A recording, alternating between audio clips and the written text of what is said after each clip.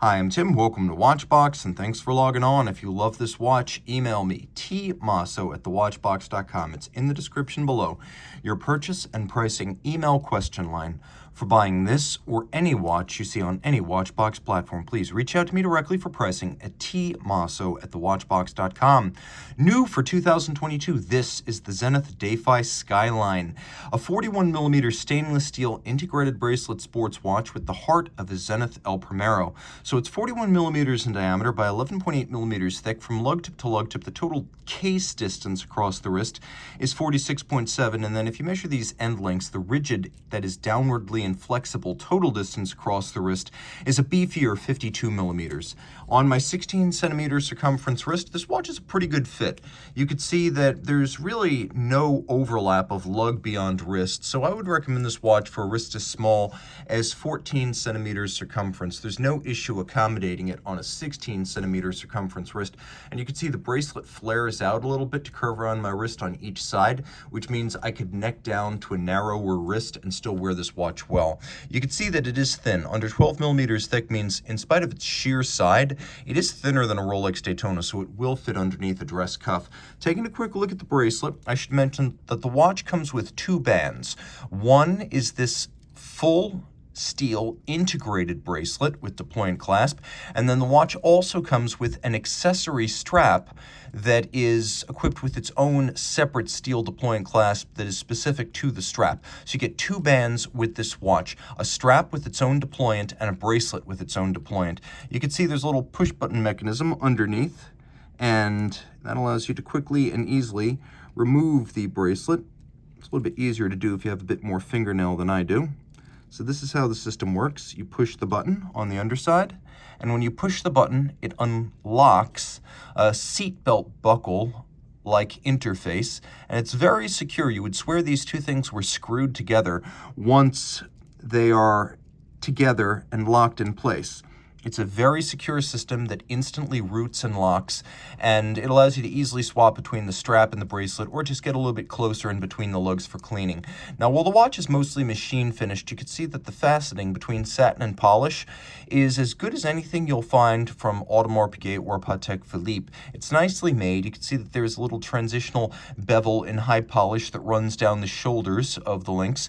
The outer faces of the links are satinated. The tops are satinated. And if you look carefully, you can see that the inner faces, the inner bevels of the intermediate links are polished to create a little bit of a dazzle and a contrast and finish. Removable links are fixed by screws, and you can see there's plenty of them, so you will get a precise fit.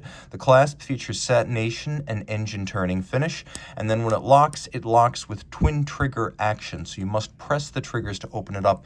It is not a friction fit clasp. Taking a quick look at the case, you can see it's very similar to the other Defys currently in the collection, and those in turn draw their case inspiration from the geometrically faceted Defy watches of the 1970s. So this design is very modern in the sense that it channels the integrated bracelet sports watch fad of the last 3 years, but at the same time, the case has deep and authentic Zenith roots. We have a 12-sided bezel that is alternately satinated on its top and then polished on its outer flanks. You can see that we have a knurled crown with a Zenith Star logo. It is a screw-down crown, and the watch has 100-meter water resistance. You can see that the Zenith Star is a 5-point star, but we have 4-point stars, a repeating motif decorating the dial. The dial is gloss black with a matching black date disc. All of the indices are rhodium-plated steel. The same is true of the star logo and the hands. And the watch is well loomed, and we'll take a look at that loom now. As you can see, easy to read the watch in the dark. Even the Foudroyant seconds hand is loomed. Taking a quick look at additional details, you can see that the indices are faceted and bright polished, giving them a lustrous gem-like aesthetic. We also have an outboard track for reading the minutes, and then we have this little Foudroyant seconds hand. So the movement beats at 10 beats per second or 36,000 vibrations per hour, just like a traditional El Primero. What we have here is almost a miniaturized version of Zenith's El Primero chronograph striking 10th mechanism, as this hand makes one circuit of the subregister every 10 seconds. Now you can activate hacking seconds. This latest generation El Primero 3600 family has that feature. This is the El Primero 3620. We also have a quick set function so you can rapidly cycle through the date. If you want to cycle the date, easily done should the watch run down or encounter an irregular length month. One of the most useful features of the quick release bracelet system is that you can easily show off the movement of the watch to your friends and family, and you can get them hip to the watch scene.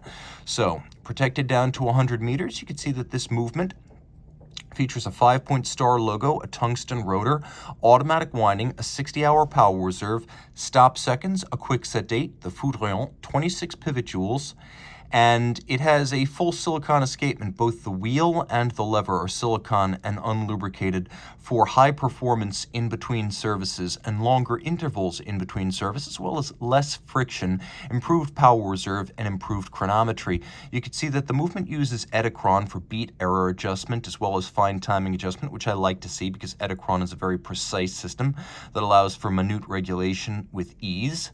And the timepiece actually features a little silicone escape wheel that features a star for its spokes. So you have the Zenith star logo even inset in the silicone escape wheel. Several different finishes, all of them mechanically applied here. You see high polish, you see concentric as well as linear satination, black polished screws, and then media blasting within the recesses of the star rotor. All of it's quite accomplished. Technically, this movement is part of the El Primero family, not the Elite family, so you know what its lineage is, dating back to the glorious moment in 1969 when Zenith introduced the first integrated high-beat automatic chronograph, and this automatic high-beat movement is very much in the tradition of that and its modern successor, the Caliber 3600.